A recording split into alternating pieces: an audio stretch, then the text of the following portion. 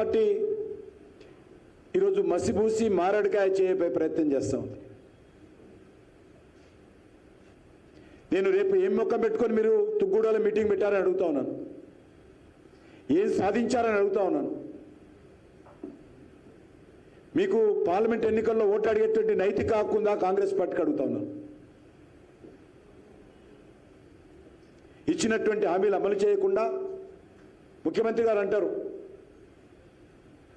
తెలంగాణలో 17 సీట్లు గెలవాలి,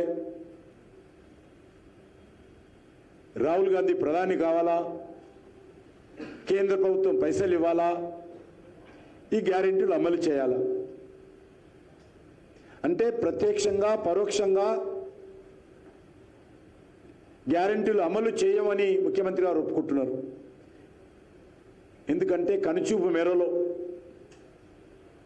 రేవంత్ రెడ్డి ముఖ్యమంత్రి ఉన్న రోజులు రాహుల్ గాంధీ ప్రధానమంత్రి కాలేడు.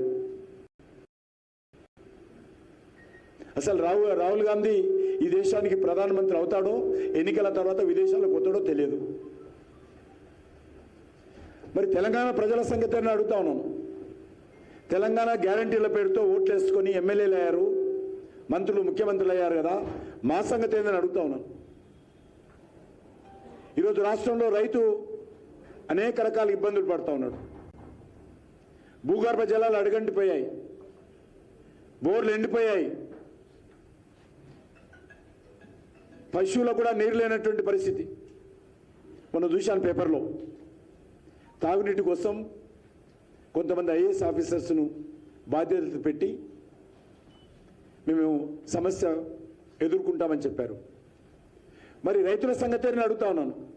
పంటల సంగతి ఏంది, పశుగ్రాసం సంగతి ఏంది, పశువులకు నీళ్ళేంటి, ఎండిపోతున్నటువంటి పంటల గురించి ఏంటి?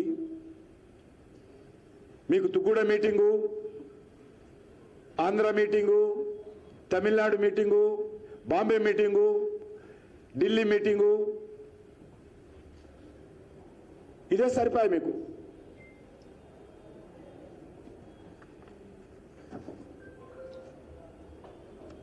హామీలతో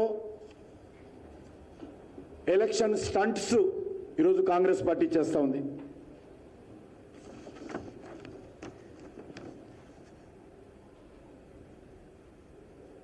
అందుకే భారతీయ జనతా పార్టీ తరఫున ఈరోజు